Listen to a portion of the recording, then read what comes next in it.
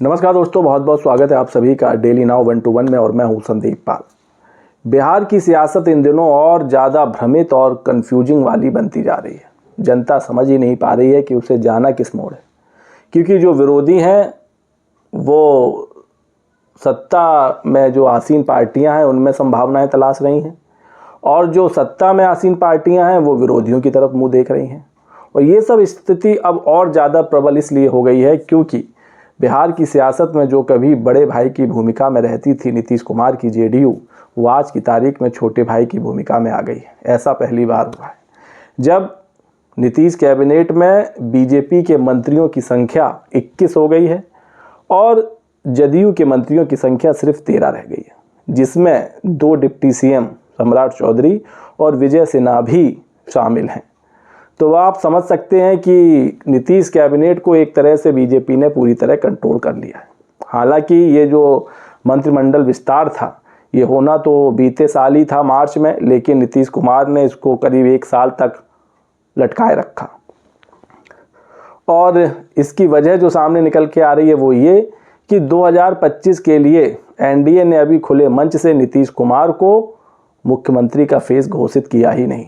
हालांकि दबी जुबान में बीजेपी के सभी बड़े नेता ये जरूर कह रहे हैं कि नीतीश कुमार के नेतृत्व में चुनाव लड़ा जाएगा लीडरशिप में नीतीश कुमार की।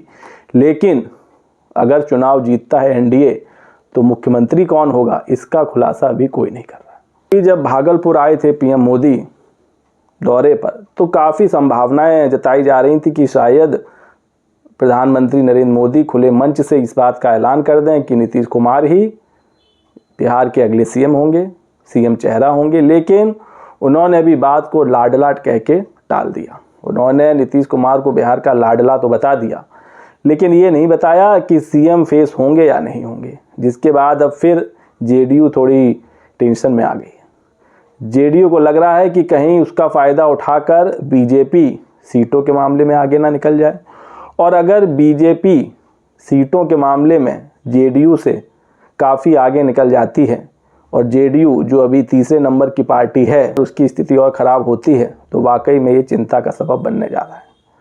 यही वजह है कि जो जेडीयू के अध्यक्ष हैं नीतीश कुमार के बेटे निशांत कुमार, उन्होंने अभी मीडिया से बात करते हुए यही कहा था कि एनडीए पिताजी को सीएम फेस घोषित करे, लेकिन ऐसा अभी तक एनडीए ने किया नहीं।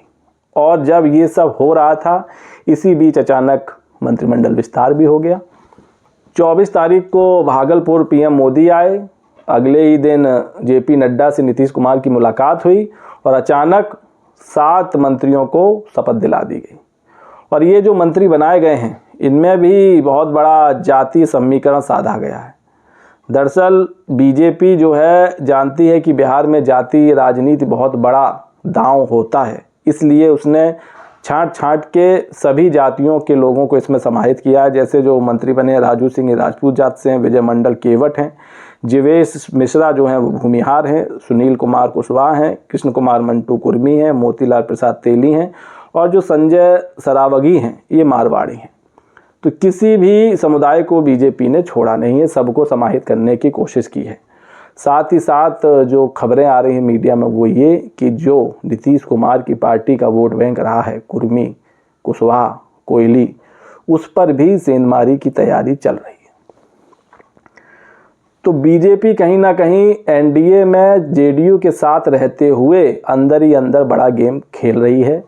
हालांकि नीतीश कुमार इस बात को समझ जरूर गए और ये सब जो हुआ मंत्रिमंडल विस्तार, इस पर जेडीयू के किसी नेता की कोई बड़ी टिप्पणी आई नहीं। दबे मन से सबने इसकी तारीफ की, सबने सराहना की और सबका कहना है कि सीटों के हिसाब से मंत्रिमंडल का विस्तार हुआ है। खैर ये जो 8 मंत्री बने हैं इनका कार्यकाल तो ज़्यादा लंबा होने नहीं वाला है, क्योंकि 8 महीने बाद ही बिहार में चुनाव भी होने वाले हैं, तो फिर से नई विधानसभा बनेगी।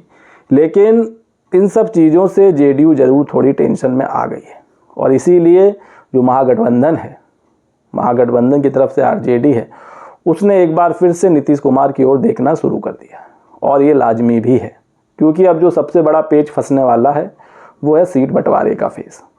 और जिस हालत में जेडीयू है पिछले विधानसभा चुनाव का जो उसका परफॉर्मेंस रहा है उसके मुताबिक कहीं लगता नहीं है कि बीजेपी इस बार जेडीयू को 115 या 120 सीटें देगी, किसी हालत में नहीं देगी। और जो जेडीयू है उसका ये मानना है कि पिछले परफॉर्मेंस को दरकिनार करते हुए कम से कम जेडीयू को 115 सीट तो दे ही जाए। लगता नहीं है कि बीजेपी इस बार जेडीयू को 115 या 120 सीटें देगी, किसी हालत में नहीं देगी। और जो जेडीयू है उसका ये मानना है कि पिछले परफॉर्मेंस को दरकिनार करते हुए कम से कम जेडीयू को 115 सीट तो दे ही जाए। इसके अलावा उसकी कोशिश जरूर ये है कि बीजेपी को 100 पे रोका जाए। तो जेडीयू चाहती है नीतीश कुमार की कि बीजेपी को 100 से ज़्यादा सीटें ना मिले, और जो बीजेपी है वो चाहती है कि जेडीयू को 110 से ज़्यादा सीटें ना मिले, क्योंकि पिछली बार ज़्यादा सीटों पर लड़कर ही जेडीयू की जो सीटें थी काफ़ी कम आई थी और चिराग पासवान ने उनको काफ़ी नुकसान पहुंचाया था। हालांकि इस बार वो एनडीए के सहयोगी हैं।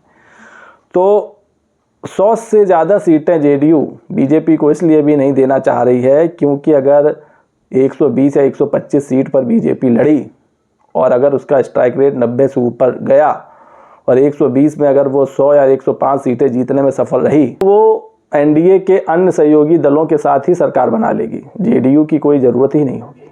और हो सकता है नीतीश कुमार की पार्टी को चाय में पड़ी मक्खी की तरह बाहर निकाल दिया जाए।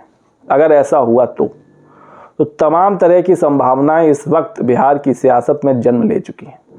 और जो अचानक नीतीश कुमार के पलटी मारने का जिन्न निकला है वो यूं ही नहीं निकला, उसके पीछे भी बहुत बड़ा सियासी दांव है। इसलिए जो आरजेडी है वो तो बीते कई महीनों से ही कहती आ रही कि हमारे गेट तो नीतीश कुमार के लिए हमेशा खुले हैं और वो चुनाव से पहले भी खुले रहेंगे, चुनाव के बाद भी खुले रहेंगे। चुनाव के परिणाम कैसे आते हैं उसके मुताबिक भी देखना पड़ेगा, हो सकता है जेडीयू इस तरफ शिफ्ट कर जाए। तो गेट हमेशा खुले रहेंगे, खिड़कियां हमेशा खुली रहेंगी। हालांकि नीतीश कुमार भले ही मंच से कहते रहें कि अब कहीं नहीं जाएंगे, बीजेपी के साथ ही रहेंगे, लेकिन अब ये डिसाइड करेगा सीट बंटवारा, एनडीए का सीट बंटवारा। अगर सीट बंटवारा नीतीश कुमार के मुताबिक नहीं हुआ तो शायद नीतीश कुमार 1 सेकंड भी नहीं लेंगे पलटी मारने में, क्योंकि वो इन सब मामलों में बड़े स्ट्रिक्ट हैं। आपको याद होगा जब हाल ही में इंडिया अलायंस का गठन उन्होंने किया था, सभी राष्ट्रीय दलों को वो एक मंच पे लाए थे जिसमें कांग्रेस थी, समाजवादी पार्टी थी, ममता बनर्जी थी, देश के जितने भी प्रमुख विपक्षी दल हैं सब एक मंच पे लाने का काम नीतीश कुमार ने किया था। लेकिन जब उनको इंडिया अलायंस का संयोजक नहीं बनाया गया तो उन्होंने पल भर की भी देरी नहीं की और उस अलायंस को लात मार दी और इसके बाद वो एनडीए के साथ चले गए।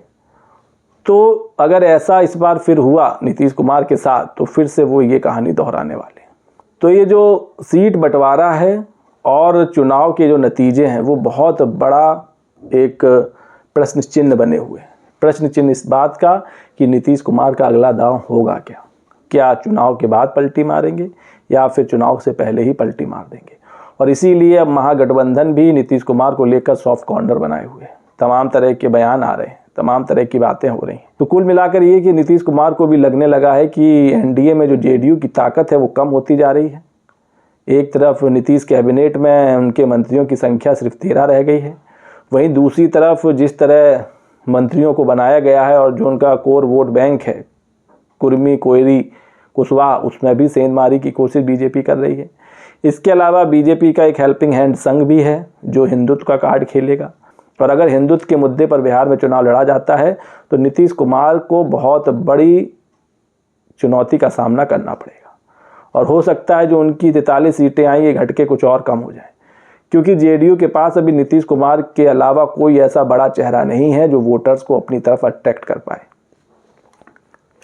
ऐसा कोई बड़ा चेहरा नहीं है जो नीतीश कुमार की गैर मौजूदगी में पार्टी को उठा सके, फिर चाहे वो तमाम वरिष्ठ नेता हों। और इसीलिए अब जो जेडीयू के कार्यकर्ता हैं वो निशांत कुमार को पार्टी में शामिल कराने की मांग करने लगे और निशांत कुमार में जेडीयू का भविष्य देखने लगे। तो दोस्तों आपको क्या लगता है कि जेडीयू या कहें नीतीश कुमार चुनाव से पहले या चुनाव के बाद कोई बड़ा सियासी खेला करेंगे, और अगर करेंगे तो इसकी वजह क्या हो सकती है? अपनी राय कमेंट्स करके दें। वीडियो पसंद आया हो तो चैनल को लाइक शेयर सब्सक्राइब करना ना भूलें। तब तक के लिए नमस्कार।